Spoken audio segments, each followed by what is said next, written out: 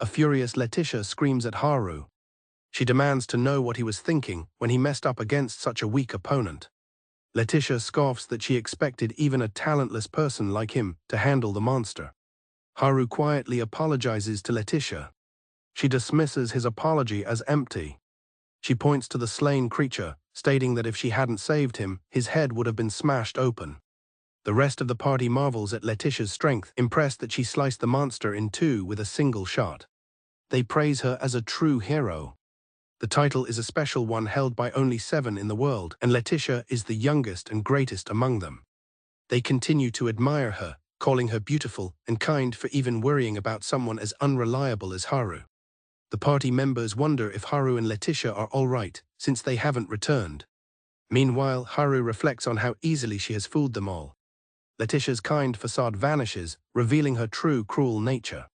She demands Haru apologize before their comrades arrive. Haru knows he is the only one she treats this way, despite being her childhood friend. Haru remembers a time when Letitia wasn't so cruel. Her personality twisted after she was chosen as the hero. Bit by bit she changed. Though he tried to believe she was just letting off steam, her constant insults calling him useless became unbearable. Letitia coldly asks if his only purpose is to serve as her shield and die. Haru stands frozen, unable to comprehend her cruelty. She questions why he is still standing. Letitia then orders him to get on the ground and bow his head. Finding his resolve, Haru refuses. Letitia is stunned by his defiance. He tells her that he will no longer follow her instructions.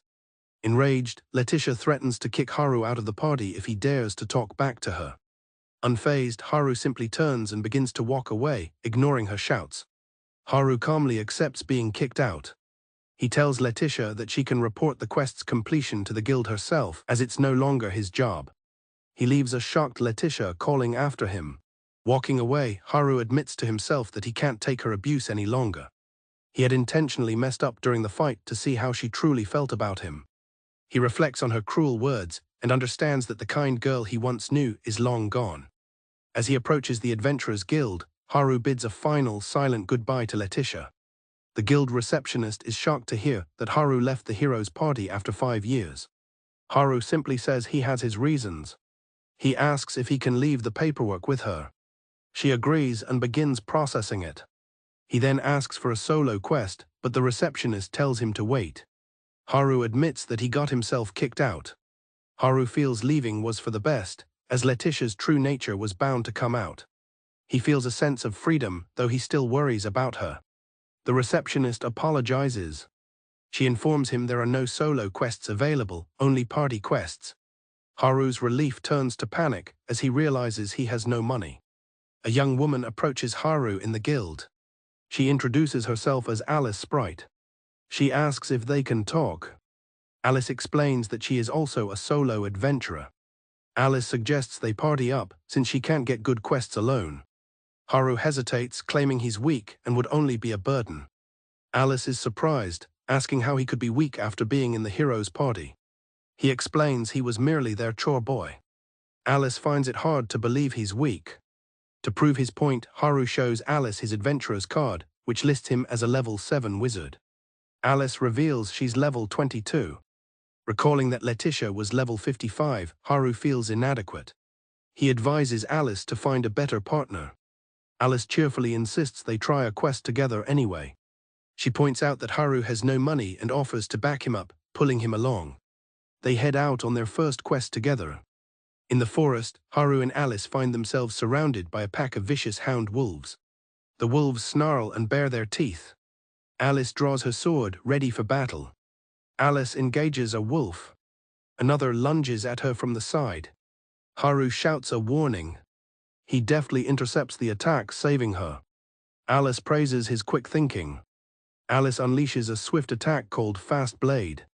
Haru provides support, preventing another wolf from flanking her. He strikes true with his daggers. Alice prepares to finish the fight. Alice finishes the last wolf with a double slash. Surveying the defeated monsters, she confirms they've completed the subjugation quest. She remarks with relief that Haru wasn't a bother at all.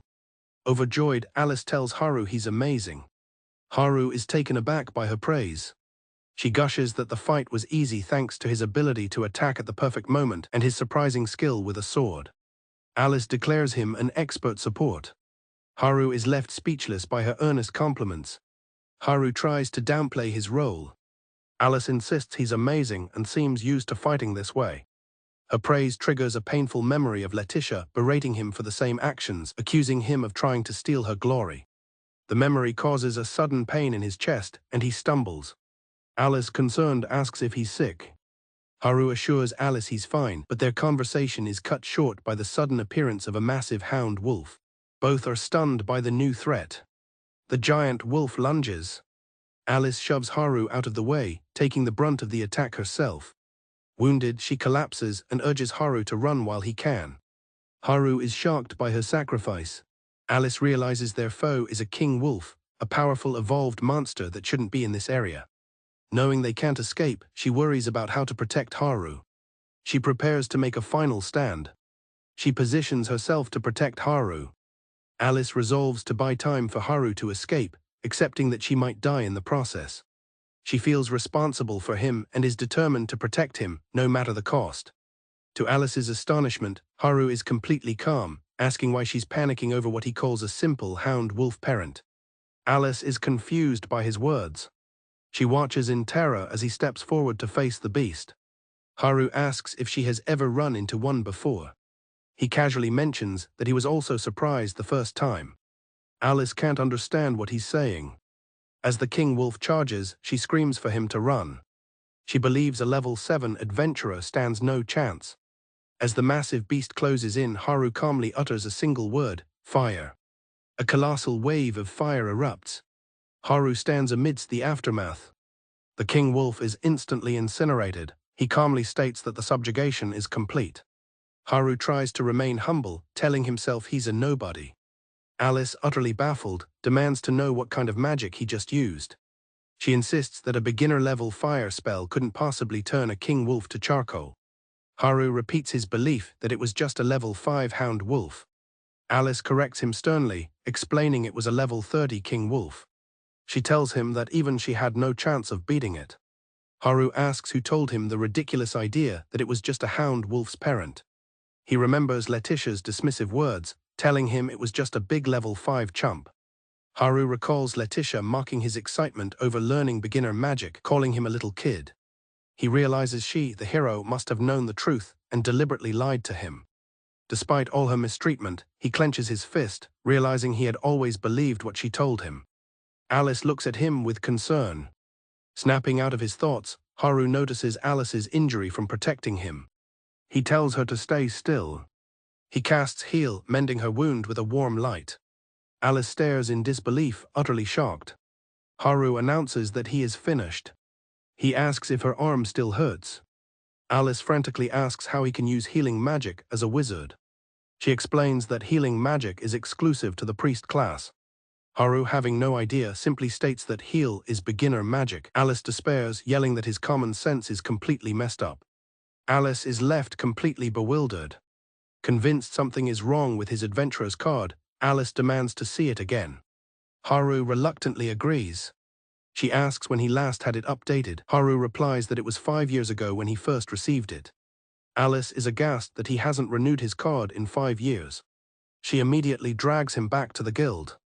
At the counter, the receptionist takes his card for renewal. Haru is dismayed by the high fee. Haru apologizes for the expensive renewal fee. Alice insists on paying, explaining she can't rest easy without understanding him, a man who can defeat a king wolf and use healing magic. She uses her share of the quest reward to cover the fee, stating it's for her own sake. Haru continues to protest, but Alice tells him he's being too persistent. Alice tells Haru that since he saved her life, she wants to repay the favor. She declares that from now on, she will devote herself to him even more, leaving Haru completely flustered. She teasingly asks if he imagined something weird. They share a light-hearted moment. Alice laughs off his reaction, calling him too serious. Haru feels a strange warmth. He finds that being with Alice gives him a warm feeling. Haru wonders how long it's been since he last felt so at peace. Alice snaps him out of his reverie, explaining that the expensive adventurer's card is an important form of ID used to gauge an adventurer's strength for quests. Alice asks why he neglected something so important for 5 years. Haru recalls Letitia's cruel laughter, saying a renewal for the talentless would be a waste of money. Unable to tell Alice the truth, he mumbles an excuse about doing chores.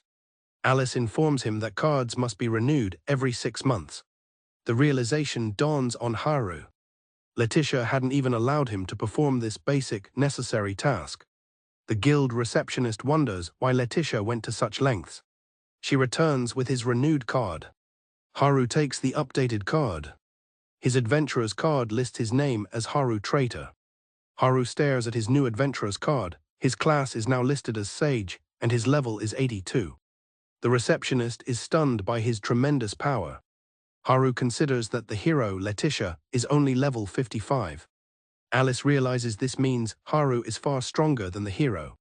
Haru himself recalls that Sage is a special class that only a select few can attain. Haru is completely bewildered. He doesn't remember becoming a sage and struggles to accept that he could be stronger than Letitia. A chilling thought crosses his mind. Did Letitia know about this all along? The receptionist confirms Haru's new status as a level 82 sage. Haru is still trying to process the full implications of this revelation. Alice explains that sages are experts in all forms of magic, which is why Haru was able to use healing spells. Alice remains fixated on the immense power of Haru's fire magic, finding it extraordinary even for a level 82. Noticing his distress, she worriedly asks if he's all right.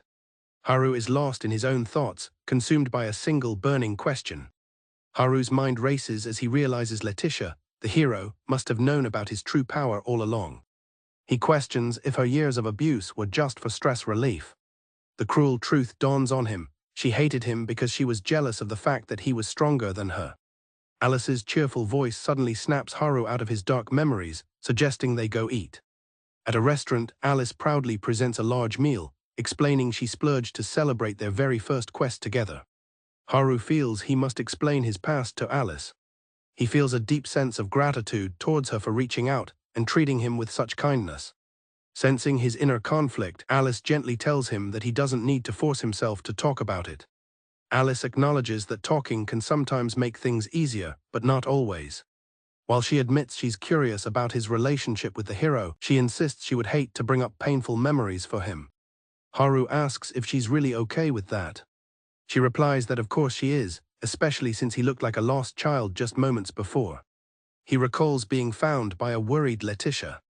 She had scolded him for getting lost while searching for a kitten's parents. But then she quickly reassured him that everything was okay. In that memory, a young Letitia had smiled brightly, promising to protect him forever. This cherished moment is shattered by the memory of her later cruelty, when she coldly stated that his only purpose was to die serving as her shield. At some point, the person he knew had vanished. He had always clung to the belief that one day, his precious childhood friend would return. No matter how much she scorned or abused him, he wanted to believe that deep down she still worried about him. But as he sits with Alice, Haru finally confronts the heartbreaking reality that he was likely the only one who ever felt that way, and the realization brings him to tears. Haru apologizes for crying, but Alice cheerfully tells him not to worry. She then turns to him with a serious proposal, asking if she can travel with him from now on. Alice explains that it's just her intuition, but she has a strong feeling that things will go well if they are together. She asks Haru what he thinks. He quietly considers her offer, a new future seeming to open up before him. Just as Haru is about to accept Alice's proposition, his past crashes back into his life. A manic-looking Letitia appears, shouting his name with a wild grin, declaring that she has finally found him. Letitia approaches with an air of superiority, telling Haru he's a handful. She orders him to hurry up and come back to her now that he has cooled down. Haru simply lets out an exasperated sigh, an act of defiance that clearly shocks her. Letitia is enraged by his attitude, but Haru calmly reminds her that he was expelled. She insists he can't survive without her party and orders him to come back. She resorts to her usual tactics, calling him a talentless idiot for disobeying his master. Unfazed, Haru calmly asks if she really thinks it's okay for her to be saying such things. Haru points out that she's making a scene in public. The crowd recognizes Letitia as the hero, but are shocked by her awful behavior. Realizing her public image is at stake, Letitia grits her teeth in frustration. Forced to retreat, Letitia curtly tells Haru to meet her at the southern gate later before storming away. Alice voices her concern, noting that Letitia didn't even seem to see her at all. A bewildered Alice asks if that was the Sword Princess, the hero he used to travel with, and Haru quietly confirms it. Haru explains that the woman was indeed Letitia Platinus, the Sword Princess and celebrated hero. He confirms that her legendary accomplishments are all true, but grimly adds that the cruel person they just witnessed is her real nature. Seeing Alice's unease, Haru suggests they find an inn for the night. Alice agrees. Later at the inn, Alice and Haru bid each other good night. Before he goes into his room, Alice stops him. She tells him that he must remember that he doesn't belong to anyone. Her words resonate deeply with Haru, and he offers her a heartfelt thanks. Alone in his room, he finally allows himself to rest. Letitia angrily confronts Haru at the gate, berating him for being late. She questions what he thinks he's doing, making her wait and acting like a servant who would bite the hand of their master. Haru begins to speak up, calling her by name. His directness seems to catch her off guard. Haru confesses that he always thought of her as his treasured childhood friend. He explains that this is why he endured all of her scorn and abuse. He then states firmly that he has no memory of ever becoming her servant. Letitia is stunned by his words, as Haru wonders aloud how their relationship became so twisted. Letitia can only react with a stunned sound of disbelief. Haru continues, expressing his own shock that she could possibly think they were equals. Seeing that she won't understand, he decides to make things perfectly clear for her. Letitia suddenly grabs Haru, pulling him close and whispering that he belongs to her. She insists she won't let him live, claiming she is the only one who can save him. Haru is baffled, questioning what she could possibly mean by save. With a deranged look in her eyes, Letitia declares that she has to control him. As she speaks, a memory of Alice's recent advice surfaces in Haru's mind, reminding him not to forget his own worth. He looks her in the eye and firmly states that he doesn't belong to anyone. Taking Alice's words to heart, Haru shoves Letitia away with newfound strength. Letitia stumbles back, shocked by his physical and verbal defiance. As Letitia begins to retort, Haru cuts her off. With finality, he tells her that this is goodbye. Her expression twists into a terrifying, furious sneer, unable to process his rejection. The confrontation escalates as Letitia draws her sword, threatening to cut off one of his limbs if he tries to leave. Unfazed, Haru coolly challenges her to try if she thinks she can. Letitia immediately unleashes a top-tier skill, Triple Slash, lunging at Haru with blinding speed. However, Haru calmly casts a simple shield spell, which effortlessly blocks her powerful assault. Letitia is stunned, muttering in disbelief that he could stop a top-level sword skill with beginner magic. She acknowledges his ridiculous strength. Regaining her composure, Letitia prepares for another attack, offering a cold, preemptive apology in case she kills him. Letitia's sword glows with fire as she boasts that his own fire magic won't work on her. She belittles him, telling him not to get cocky after defeating a mere King Wolf when she is a level 55 hero. Haru simply replies that he understands. In response to her threat, Haru decides to use his full strength as well, gathering an immense amount of magical energy into a swirling orb. His display of power leaves Letitia utterly shocked and speechless. Haru calmly states that since she is getting serious, he will too, even if it is his first time truly unleashing this power. The horrifying realization dawns on Letitia. Haru had been holding back his true strength the entire time. With a final push, Haru unleashes the overwhelming blast of magic, completely engulfing the screaming Letitia. Haru watches as the massive wave of energy from his spell crashes down, the force of the blast devastating the area. Staring at the destruction, he can only mutter Letitia's name in shock. Lying on the scorched earth, Haru wonders if he finally won. However, from nearby, a weak but defiant voice insists that the fight is not yet over. Letitia, bruised and beaten, furiously declares that she does not accept this outcome. To her, it is impossible for a failure like Haru to have defeated her. Clenching her fist, she repeats her obsessive claim that Haru is her belonging. Haru is exasperated that she is still saying that. Haru approaches the fallen Letitia and tells her plainly that he has beaten her. He expresses his disappointment that even after all this, she still refuses to face him as an equal. Turning away, Letitia stubbornly retorts that if that is the case, she will simply stop talking to him. Haru reflects on their past, remembering her as an important childhood friend he had traveled with for 5 years. A memory surfaces of a younger, happier Letitia who dreamed of being a hero. She was overjoyed that he would always be with her. But now, clenching his fist, Haru knows that none of that matters anymore. With a heavy heart, Haru thanks her for everything up until now and says goodbye. As he turns and walks away, a desperate Letitia reaches out. She pleads for him not to go. Letitia cries out that if she is not there to protect him, he will die. With her last bit of strength gone, she finally collapses onto the ground. Alice is surprised and delighted by his request. Haru apologizes to Alice for not giving her a proper response the day before and formally asks if she would be willing to party up with him. She eagerly agrees, suggesting they register at the guild right after their meal. She admits she was worried he would reject her. Alice quickly dismisses her worries about being rejected, saying it was just a misunderstanding. She then asks Haru what he wants to do now. He recalls Letitia's condescending words, telling him the talentless should just follow her orders. Now given a choice, Haru contemplates his own desires. Haru decides he wants to try going far away. Meanwhile, Letitia arrives at the Adventurers Guild, where she is shocked to learn Haru has gone on a trip. She demands to know his whereabouts, but the receptionist states that since he is no longer in the hero's party, his details are private. Letitia fumes, finding it hard to believe Haru would act with such initiative. Letitia then recalls seeing something the previous day. Her memory of Alice getting close to Haru intensifies her anger. Annoyed that he is making her search for him, she storms off. However, the guild receptionist quietly gives her a tip, mentioning a wagon for Orlando leaving from the West Gate. Letitia questions if revealing another adventurer's movements is against the law. The receptionist nervously claims she is only mentioning a carriage's location. She then reminds Letitia that she was the one who issued both of their adventurer cards. The receptionist fondly remembers Letitia and Haru registering together, happily declaring that they were beginners who planned to make this guild their base of operations. With tears in her eyes, the receptionist laments how well the two of them used to get along. She suggests that Letitia should try talking things out with him again. Letitia simply offers a quiet word of thanks before leaving. As she walks out of the guild, Letitia's resolve hardens. She convinces herself that as the hero, everyone is her ally.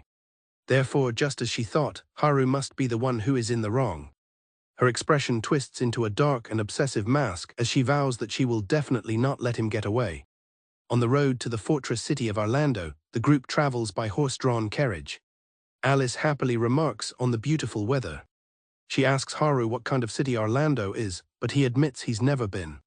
Alice recalls that it's a famous citadel and that the Lord's daughter is a candidate for the title of Saintess.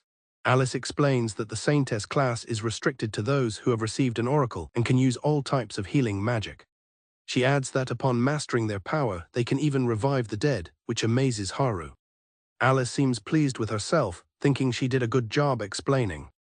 Alice tells Haru that his new haircut really suits him. She says his new haircut is a huge improvement, and Haru admits his old hair did get in the way. Haru grows somber, asking if his face isn't unpleasant to look at. Alice is shocked by his self-deprecating comment, clarifying she wasn't complaining about her haircutting skills. Alice's demeanor darkens as she holds up a mirror, asking Haru if he's ever truly looked at himself. She demands to know who told him he was ugly. Haru recalls Letitia's cruel words, telling him he was unpleasant to look at and should grow his hair out to hide his hideous face. Alice listens in horror, covering her face in dismay as Haru finishes recounting what Letitia said.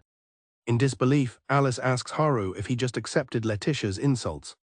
Haru tries to defend her, explaining that she's an incredibly skilled adventurer and has always been right since they were kids. He adds that they are childhood friends. Alice can only sigh in utter exasperation at his reasoning.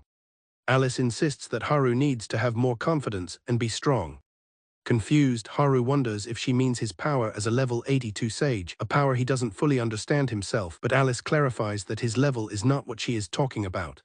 She reminds him of how he saved her from the monster. Alice points out that he could have abandoned her but chose not to, proving he has a strong heart. She tells him that he's both strong and cool. Haru tries to downplay his bravery by claiming he thought it was only a level 5 monster, but Alice just calls him stubborn.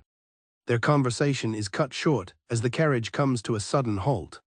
Haru peeks out, worried it might be a monster. Alice points towards a plume of smoke rising in the distance. A maid named Nine stands protectively in front of her mistress and another companion. She tells her mistress to stand back. With a determined look, she unleashes a flare blast spell. The party fights against a swarm of giant ant monsters. The flare blast hits one of the creatures, but it appears to be completely ineffective. Ange notes with alarm that even mid-grade fire magic has no effect. Nine tells Ange to escape with the guards while she creates a distraction. Ange tearfully refuses, grabbing Nine's arm and insisting she can't let her sacrifice herself. She cries out that Nine, at level 33, is the only one among them who can fight the Death Ants. Nine reveals the grim truth: the Death Ants are level 45 monsters. She looks on in shock and fear. Another combatant attacks with a twin bolt spell, but the magic dissipates harmlessly against the monster's tough hide. She can't believe her attack had no effect. The giant Death Ant retaliates, swatting Nine away with one of its powerful legs. Ange screams her maid's name in terror. Ange rushes to Nine's side, trying to help her injured maid. The monsters close in. Nine, barely conscious, tells her mistress that it's no use. Ange closes her eyes and desperately prays to the Lord for help. A massive explosion of fire erupts, engulfing one of the Death Ants completely. Ange and Nine watch in stunned silence. Haru wonders if the blast was the advanced fire magic explosion. Ange confirms they are okay. Alice scolds Haru for the reckless use of such powerful magic. Haru rushes toward the group, asking if everyone is all right. Ange asks if the magic was his doing, and Haru apologizes and offers to treat their injuries. He notices a rosary around the person's neck. The hood falls away, revealing a young woman who, flustered by the sudden rescue, asks Haru who he is. Haru uses his healing magic on Nine, who apologizes to her mistress for her pathetic display. The young saintess thanks them profusely and asks for their names, leading Haru to introduce himself and Alice. The young saintess becomes flustered and blushes after hearing Haru's name. Haru looks on, confused by her reaction. Alice teases Haru, asking if he isn't being stared at, much to his embarrassment. Nine reminds her mistress to introduce them, and the saintess stammers an apology. Ange introduces herself as a saintess in training and her maid, Nine Symphonia. Haru realizes Ange is the one selected by the oracle, which surprises her. Nine modestly replies that she still has much to learn about healing magic. Haru listens thoughtfully to Nine's reply. Nine asks Haru and Alice if they are adventurers and if they are busy. She then asks if they would accept a request to accompany them on her lady's pilgrimage, shocking Ange. Haru asks what a pilgrimage is, and Nine explains it's a journey for Ange to become a true saintess. Haru and Alice decide to hear their request, since their carriage is likely gone. Nine explains that the pilgrimage requires them to visit hero graves in secluded regions. She points out their next destination at the peak of the Crest Mountains, and Haru questions the location. Alice explains that heroes are worshipped, so their graves are in holy mountains. Haru quietly contemplates the meaning of the word hero. Alice becomes flustered, realizing she's been speaking formally to a stranger. Nine reiterates that it would be very reassuring to have Haru's help on their journey. Haru doubts his usefulness, but Nine reminds him of his feat against the Death Ants. Alice remarks that they accepted in the end, as it would have been difficult to continue on foot anyway. Ange apologizes for the sudden request and promises they will receive their thanks upon returning to the Autumn House. Alice tries to get Haru's attention as he casually accepts. Alice whispers to Haru that it's rude to turn down thanks from important people. She also warns him that he's being too casual with a lord's daughter, causing him to panic and apologize. Ange reassures him it's fine and asks him to call her by her first name, as she feels indebted to them. Haru considers her offer. Ange shyly asks if it's okay to call him Haru-san. Haru smiles and says of course, telling her he'll be in her care. His easy acceptance makes Ange dizzy and flustered. She quickly backpedals, apologizing for being too casual. Around the campfire, Nine explains they will proceed on foot into the mountains tomorrow. Haru comments that the pilgrimage must be tough, but Ange says it's not like that. She says with determination that she must do her best for the people of Orlando who sent her. Ange explains her motivation is to repay the kindness of the people of Orlando.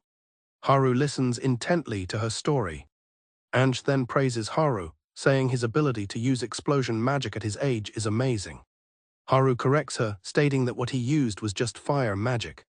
Ange is shocked by his claim, believing he must be joking. Haru is confused by her strong reaction.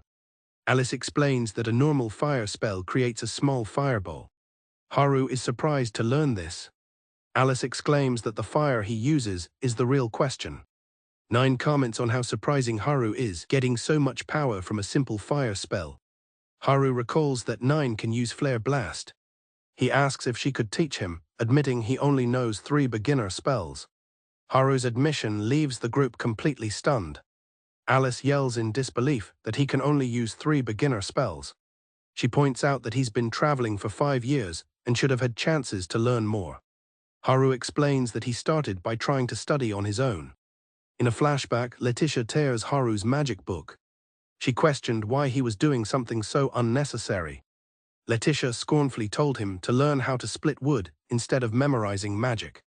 Haru finishes his story, explaining that's why he only reached the beginner level. Alice asks Haru if she can hug him, seemingly out of pity, which confuses him. 9 understands there's a complex story and offers to teach him Flare Blast.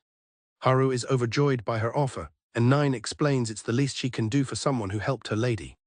9 is excited by Haru's potential, making him think she'll be a strict teacher. She announces it's time to discuss the basics. 9 explains that magic is like a puzzle, requiring the user to assemble various elements and combinations. She demonstrates explaining the pieces of a spell, amount of magic, density, element, distance, and trajectory. 9 warns that if the pieces aren't formed correctly or quickly enough, the spell will fail. She explains that if the magic is put together correctly, the user can cast the spell, as she demonstrates with Flare Blast. 9 asks if Haru was able to see the process, and he says he sort of did. As Haru begins to cast the spell, Alice quickly stops him. She makes him promise to hold back as much as he can when he first tries it. Alice worries that Haru could learn the spell instantly, unlike most people who take a month. She forbids him from casting it there, fearing he'll destroy their campsite. The group arrives at their destination, the entrance to a hero's grave. Haru remarks on how surprisingly easy the journey was, as they didn't encounter any monsters, and Alice expresses her relief. Ange notices 9's unease and asks what's wrong. 9 dismisses it, though she finds the area unnervingly quiet. Ange wonders how to open the massive door. 9 explains that the seal is released when a Saintess touches the door. The heavy door rumbles open, revealing the path forward to the group's amazement. Ange casually warns the others that the seal on the door reactivates after a certain time, trapping anyone inside. Haru and Alice are taken aback by the dangerous nature of the pilgrimage. At the far end of the chamber, they see their objective, the hero's coffin. Ange asks the others to wait as she proceeds alone. Kneeling before the coffin, she clasps her hands and begins to pray. As Ange prays, a brilliant light begins to emanate from the coffin, and glowing particles swirl around her. Haru watches, startled by the sudden magical display. Haru observes that Ange is absorbing the light. He realizes this must be what it means for a Saintess to gain power during her pilgrimage. The ritual concludes, and an exhausted Ange lets out a sigh of relief. She turns to apologize to the group for the wait. Suddenly, she loses her footing and stumbles forward. Haru quickly catches Ange, asking if she's all right. Dizzy and feverish, Ange feels like she might pass out. 9 expresses concern over Ange's condition. Alice realizes 9's true motive for inviting them. She had noticed Ange's budding feelings for Haru from the start. 9 explains that while Ange is a fitting Saintess, she doesn't want her to sacrifice everything for the sake of others. She believes that before anything else, Ange is just a girl. Alice announces their return to Orlando, revealing she already sent a messenger ahead to arrange for a celebratory feast. Just as they are about to depart, their path is blocked by a massive dragon. The creature eyes them menacingly, remarking that some rats were still left. The group stares in stunned silence at the sudden appearance of the dragon. Meanwhile, back in Fortress City Orlando, the hero Letitia is in a rage. Letitia fumes, frustrated that she can't find Haru anywhere. A messenger rushes in with dire news. A dragon has appeared on the Crest Mountains, the very location of Ange's pilgrimage. The citizens frantically discuss sending adventurers, though some argue that dragons are resistant to magic. Letitia is initially uninterested in the commotion. However, she overhears a rumor that a male wizard with immense fire power was with Ange on the mountains. The description clicks in Letitia's mind. She bursts through the crowd at an incredible speed, leaving startled citizens in her wake. As she runs, Letitia seethes with anger, repeatedly calling Haru an idiot. She fumes that he should just listen to her, the hero, and not do pointless things. Her thoughts trail off as she begins to question her own actions. Her angry sprint comes to a sudden halt. She is struck by a sudden, profound question: why did she want to become the hero in the first place? Letitia recalls her lifelong dream of becoming the hero. But now a single, agonizing question plagues her mind: why? The thought triggers a sharp, splitting headache, a recurring pain that strikes whenever she tries to remember that specific moment. She feels an overwhelming need to protect Haru, to control him, and suppress his power by any means necessary. Her mind is a jumble of conflicting thoughts. This feeling has haunted her ever since she defeated the demon. As a dark power seems to stab at her, she struggles with her thoughts. She decides that if her thoughts are too jumbled, the only solution is to lock them and him up. Suddenly the pain subsides, replaced by a manic grin. She has her answer, she just needs to lock up Haru. With newfound purpose, she calls out his name and dashes off. The group stands frozen before the dragon. Alice, seeing one for the first time, asks how they differ from monsters. Nine explains that while monsters are followers of demons, dragons are a proud, independent race, though both are a threat to humans. Alice prepares a flash bomb, planning to create a diversion so they can escape. Nine quickly stops her, warning that their foe is a superior ancient dragon. She explains it has incredible resistance to magic, so a simple flash bomb will not work. The dragon itself tells them not to even consider fighting back. The dragon boasts that human weapons and magic are useless against it, leaving them with only one option: death. It cruelly asks them to choose whether they would prefer to be ripped apart or swallowed whole. Haru calmly steps forward and asks to speak. To his companion's horror, he reasons that since the dragon can use human words, they should be able to have a conversation. Haru politely apologizes for trespassing. He explains they only came for the hero's grave, and will leave immediately if the dragon will overlook their presence. The dragon listens in silence. The dragon erupts in laughter. It is amazed to meet a human who would speak to it as an equal. Intrigued by Haru's wizard attire, it finds him interesting. The dragon proposes a bet. The dragon challenges Haru to hit it with his most powerful attack. Haru readily agrees. If he can make it flinch even slightly, it will let them go. The dragon is confident that such a thing is impossible. Haru unleashes a flare blast directly at the dragon. His companions watch in stunned silence as the powerful spell connects, and Haru innocently asks how the attack was. Smoke clears to reveal the dragon, its scales burnt and smoking but still standing. The girls are shocked that it survived Haru's magic, despite its burnt scales. Alice questions if Haru is even human to wield such power. Haru cheerfully thanks the dragon for the advice, explaining that he is just now getting the hang of it. He admits that if he had not followed its advice, he likely would have failed. He was holding back because of a promise to a comrade, much to the dragon's disbelief. He then sheepishly asks the dragon to forget that last attack. He declares that he will now use his full strength. The dragon immediately prostrates itself, screaming an apology. Haru asks why it's burying its head in the ground. The terrified dragon admits it got cocky, believing its legendary status would protect it. It apologizes, admitting it never realized how frightening it is to face death, as the girls process that Haru is powerful enough to defeat an ancient dragon. Haru reassures the dragon that it is fine, since it has reflected on its actions.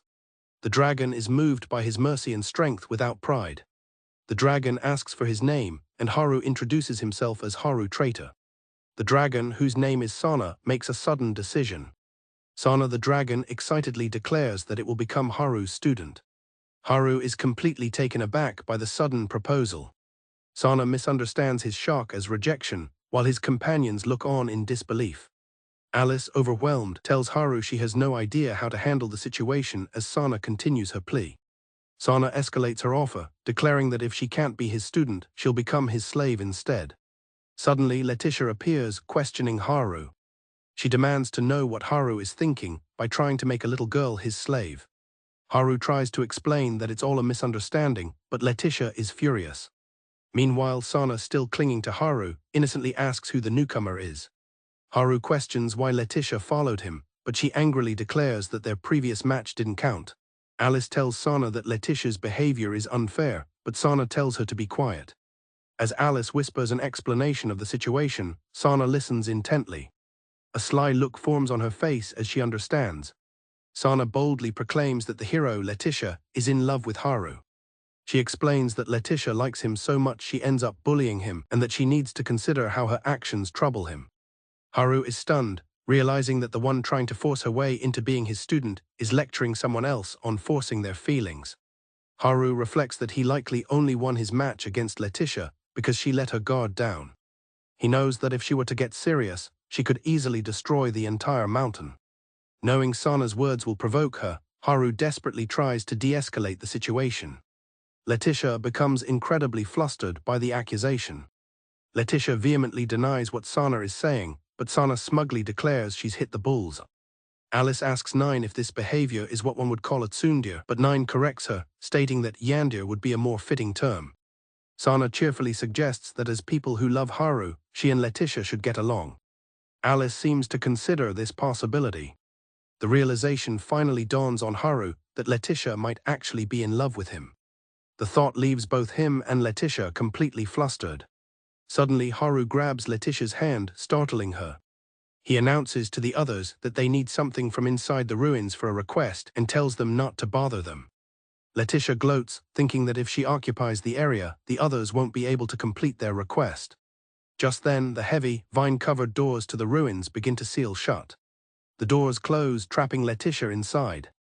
A worried Alice asks Haru if this is okay, and he calmly reassures her that it's fine. Haru calmly remarks that knowing Letitia, she'll be able to get out, though it might take her a few days. Alice observes that this doesn't change the fact that she's coming with them, while Sana shivers, thinking her new master is cold-blooded. With the immediate problem handled, Haru tells everyone they can rest. As the group prepares to rest for the night, they discuss sleeping arrangements. Amid the chatter, Alice notices that Haru has slipped away. She finds him sitting alone atop a nearby cliff. Alice approaches Haru, gently reminding him that as partners, he should tell her before going somewhere alone. Haru apologizes, explaining that his thoughts are a bit scrambled at the moment. He then calls her name, getting her attention. Haru asks Alice if someone tells you they love you, do you have to accept it in some way? After a moment of thought, Alice says she doesn't believe that's the only way. She tells him that what truly matters are his own feelings. Haru reminisces about his time with Letitia, how natural it felt, and how he never imagined leaving her before he knew what she was really like. But now, after facing reality and hearing her confession, he is lost. He admits he has no clue what he wants to do. Alice reassures him that she'll always be his ally. However, she cryptically adds that she can't help him with this because she has a secret motive. Alice suggests that Haru could make thinking about his feelings the single goal of their journey. Haru wonders if that's possible, and Alice confirms that there are no rules for an adventure's goals. He realizes it's okay not to have an answer right away. Changing the subject, he asks Alice a question of his own. Haru asks Alice why she became an adventurer. He admits he'd never thought to ask before. Alice smiles and explains that she doesn't have a particularly important reason, just that there is someone she wants to meet. She becomes flustered and quickly apologizes, saying this is no time to be deciding the trip's goals. Alice excitedly reveals that she has already met the person she was looking for, and it happened right when she met Haru. She tells Haru not to catch a cold and runs back to the others. Haru is left stunned by her sudden confession and departure. Haru is left pondering who this person could be that Alice wanted to meet. From a distance, Alice thinks to herself that it was a close call, and that there's no way she can tell him the truth. She admits that she's been searching for Haru for a long time. Alice and her family arrive at a beautiful new village. While her parents begin moving into their new home, they encourage a delighted Alice to go and play. Her mother reminds her not to wander too far and to return for her medicine. Exploring the new surroundings, Alice revels in the fresh air. She is grateful to be able to walk so far without any pain. She feels a surge of hope that her sickness might finally be cured in this village. Her peaceful moment is shattered when something startles her, causing her to cry out in surprise. A boy appears. He asks if she's the new girl who just moved in, and she nervously confirms her name is Alice. He introduces himself with a bright smile as Haru. He invites her to play. Alice recalls this as the moment she first met Haru. He asks if she moved here for medical treatment, and she confirms that the city's dusty air aggravated her sickness, sadly admitting that she can't play strenuous games like tag. Instead of being disappointed, Haru suggests they take a slow walk around the village. Overjoyed, Alice agrees. He promises to play tag with her once she's better. The two spend the day walking together. When Haru comes to visit, her mother has to turn him away, explaining Alice has a fever. Alice, whose limit was walking once a week, is confined to her bed. She watches him leave, fearing that her sickness will drive away the first friend she's ever made. Bedridden, Alice wishes she could get better quickly so she could play with Haru.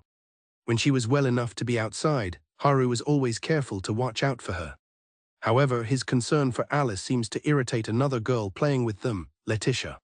Haru notices Alice didn't really play with Letitia. Letitia complains about adults scolding her for getting her clothes muddy.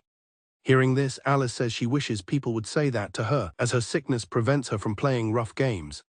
Realizing her complaint was insensitive, Letitia is taken aback. Letitia apologizes, and Alice quickly reassures her it's all right. Letitia genuinely wishes for Alice to get better soon. This surprises Alice. Alice confesses that she thought Letitia hated her. At that moment, Haru arrives.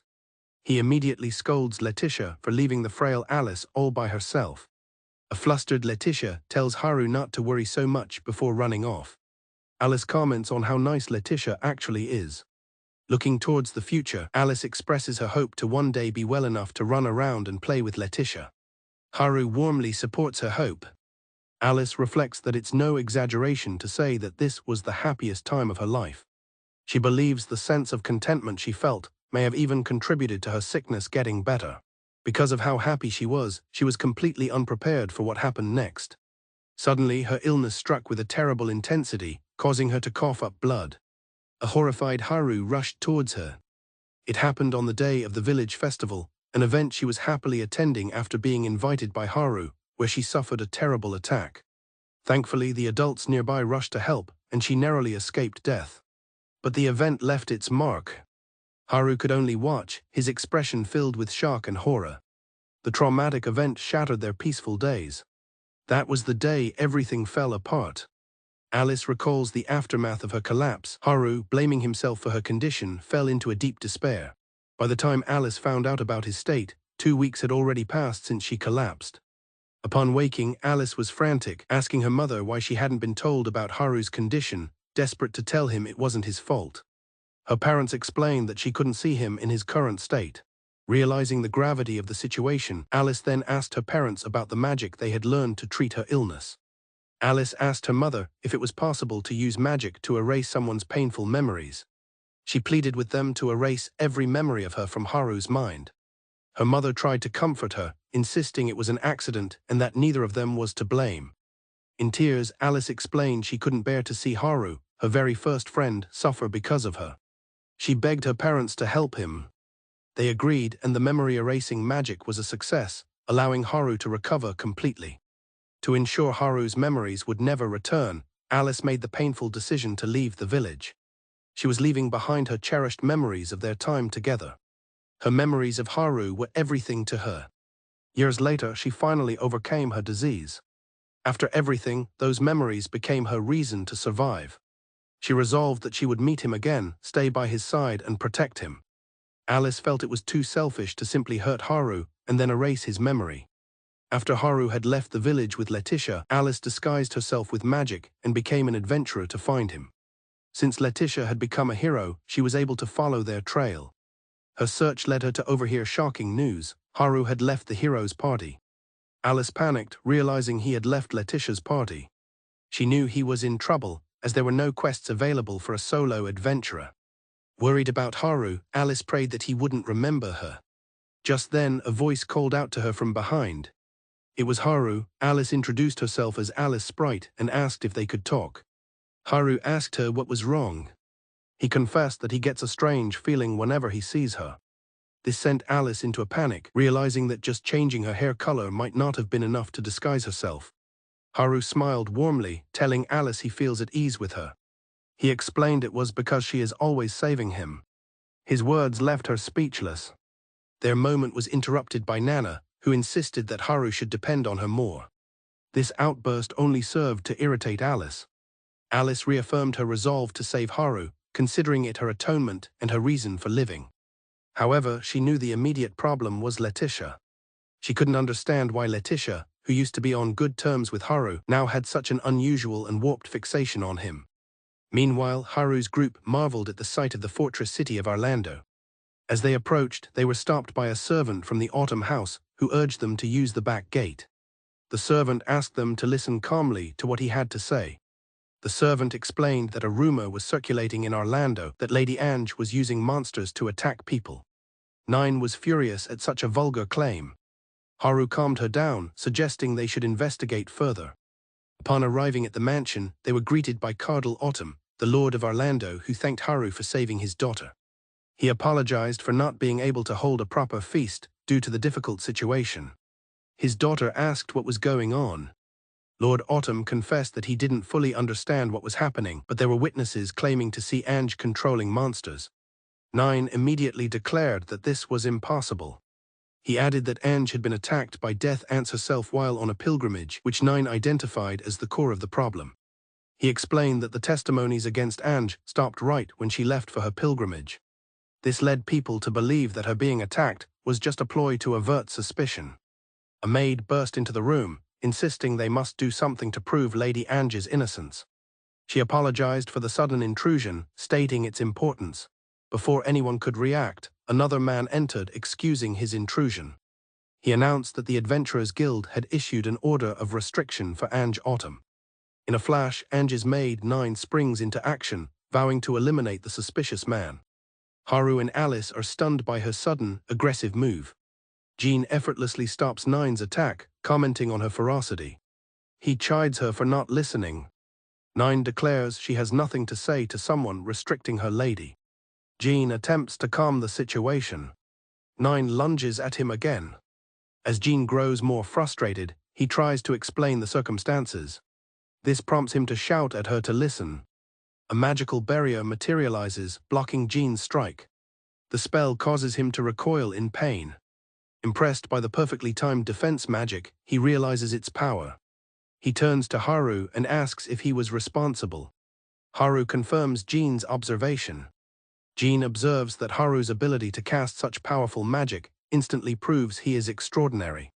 Sana proudly adds that even she, an ancient dragon, recognizes his level 82 strength, earning a gentle scolding from Alice for flaunting it.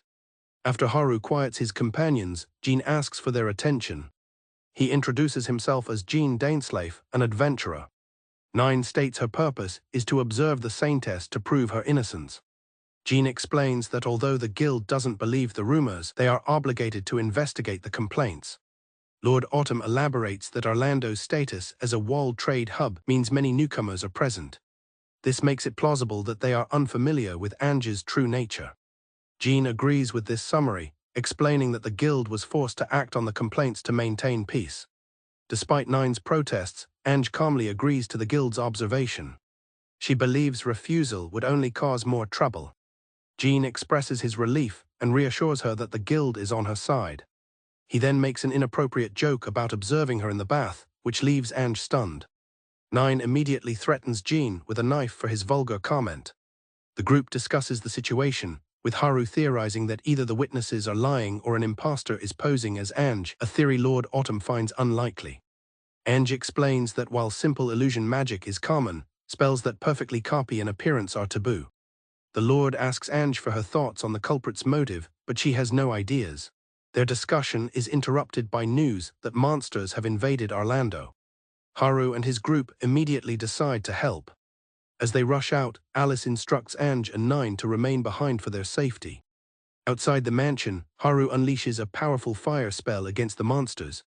Sana praises its strength, questioning why Haru ever considered his magic to be normal. This makes Haru wonder if his power seems strange to her too. Sana elaborates that she's endured countless explosion spells without harm. However, the memory of Haru's flare blast is terrifying. Alice is pleased that Sana finally grasps the difference in power. Despite their comments, Haru still finds his own abilities strange. Haru overhears nearby guards connecting the monster's rampage to Ange's return. This confirms how widespread the damaging rumor has become. The situation strengthens Alice's resolve to become a saintess and return the favor to those who have helped her. Haru grits his teeth, determined to uncover who is orchestrating these events and why. Sana observes that while many people believe the rumor, they also feel guilty for doubting Anj. Nine expresses concern that this will prevent them from delivering the report, piquing Haru's curiosity. Anj expresses her need to visit the Grand Temple to confirm the completion of her pilgrimage, but feels she cannot go outside. Jin assures her that his presence will ensure her safety. He reminds her that the guild is on her side. Haru then offers to accompany her as well, surprising Anj. Haru questions Jin about his official role, confirming that the guild's request was to monitor Anj, not to act as her guard. Jin affirms this. He states he has no plans to do any job he isn't being paid for. Nine becomes incensed, questioning if he would do nothing if Anj were exposed to danger. Haru agrees with Jin's professional stance, remarking that adventuring is not charity work. He explains that adventurers must receive proper rewards for their work for their lifestyle to be sustainable. However, his companions quickly call him out, reminding him that he readily helped Anj on her pilgrimage without any talk of a reward. Flustered, Haru tries to justify his actions as an emergency situation. Jin finds Haru to be an interesting person, noting that despite his incredible magic, he has no self-awareness. He also observes that Haru, despite his cold words, is actually quite soft-hearted. Jin concludes that as long as Haru tags along as a guard, everything should be fine. Nine points out that a large group of guards would attract unwanted attention, so a smaller escort is better. Alice suggests that she and Sana patrol the perimeter. Sana eagerly agrees, hoping to get high-class meat for dinner as a reward. As the others make their plans, Nine asks to speak with Haru privately. Nine voices her suspicions about Jin to Haru. Haru confirms they verified Jin's identity with the guild, who explain they purposely chose someone with no local connections for an objective view. Despite this, Nine admits she has a bad feeling and cannot trust him. She informs Haru that the Autumn household will investigate Jin further. Nine bows deeply to Haru, formally asking him to protect her ladyship. Haru stands silently for a moment, taken aback by her request. His thoughts are interrupted when Alice appears. She is happy to have caught him before she leaves to patrol. Alice gently asks Haru if it's okay for them to stay in Orlando until the suspicions against Anj are cleared. Haru reflects on his past, recalling how he was once told he was useless and let into a party out of pity. He had always believed he was weak and couldn't do anything for anybody. However, Haru's perspective has changed. He now knows there are people who believe in him and depend on him. He feels a strong desire not to betray their expectations. As he is lost in his emotional thoughts, Alice suddenly embraces him. She affectionately calls him hopeless. Leaning in close, Alice tells Haru she knew he would choose to help. She explains that it is because he is this type of person that she wants to travel with him and return the favor.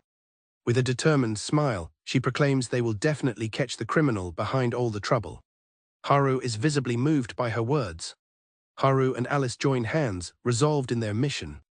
Later, Haru, Anj and Jin arrive at the Grand Temple, and Haru is amazed by the impressive church. Anj explains that Orlando has many churches for its devout population, but this is the Grand Temple that brings them all together. Inside the temple grounds, a priestess turns to face them. Anj is overjoyed to see her, calling out her name, Lona. Lona expresses relief that Anj is safe, and Anj asks if Lona has been well. Haru wonders who the newcomer is. Anj introduces Jin as her monitor and Haru as a very strong adventurer. She then formally introduces her friend as Lona Fallon, the priestess of Orlando's Grand Temple, explaining they have known each other since they were little. Lona cuts the reunion short, asking impatiently if Anj is there to report on her pilgrimage. She takes Anj's hand to verify her claim. Sensing an increase in her power, Lona confirms that Anj is not lying. Lona coldly states that she has work to do and turns to leave. Haru is surprised by how simple the report was. Anj calls out her name, but Lona walks away without another word. Haru realizes the cold priestess is Anj's childhood friend. Anj sadly explains her past with Lona, saying they used to play together all the time as children. Lona, aspiring to be a priestess, came to the temple every day. However, once Anj was chosen as a saintess apprentice and Lona became a priestess, they were no longer able to see each other.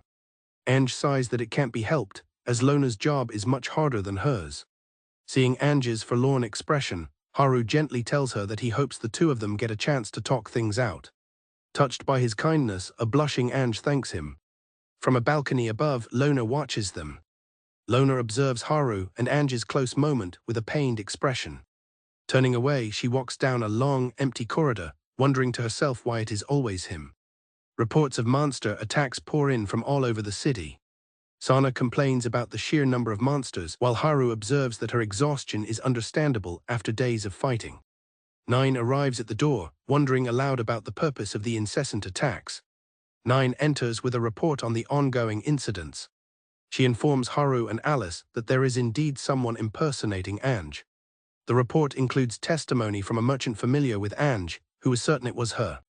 Haru asks if this means the culprit is using magic to copy Ange's appearance, which Ange fears could become troublesome. Nine explains that the magic is taboo, and its users are punished severely because of the chaos it can cause. Haru realizes the culprit must truly resent Ange to be willing to face such consequences. Ange speculates that the attacks are an attempt to eliminate her from the competition to become a saintess. She explains to Haru that the number of saintesses is limited. It would be problematic if too many people could bring others back from the dead. Nine confirms that 6 people have already become saintesses, reducing the number of available positions. Haru is stunned to learn that only one more person can become a saintess. Jean posits that a rival apprentice is trying to defeat Ange, and she agrees it's the only plausible reason. Haru asks if it's possible for someone who controls monsters and uses taboo magic to become a saintess apprentice. Ange doesn't think so. Jean laughs at the absurdity, and Haru realizes their investigation has hit a dead end.